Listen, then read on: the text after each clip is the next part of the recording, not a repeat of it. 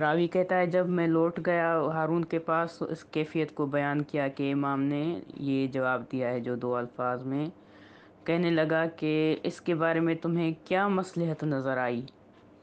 تو راوی کہتا ہے میں نے کہا اے میرے آقا، آپ اگر زمین پر خط کھینچ دو اور موسیٰ بن جعفر اس کے درمیان بیٹھ جائے اور کہے کہ میں اس سے خارج نہیں ہوں گا تو وہ سچ کہتے ہیں اور اس سے وہ باہر نہیں جائیں گے۔ وہ کہنے لگا ایسا ہی ہے جیسا تو کہتا ہے، لیکن اس کا میرے پاس رہنا زیادہ مجھے محبوب ہے۔ اور راوی کہتا ہے کہ ہارون نے اس سے کہا کہ یہ واقعہ کسی سے بیان نہ کرنا۔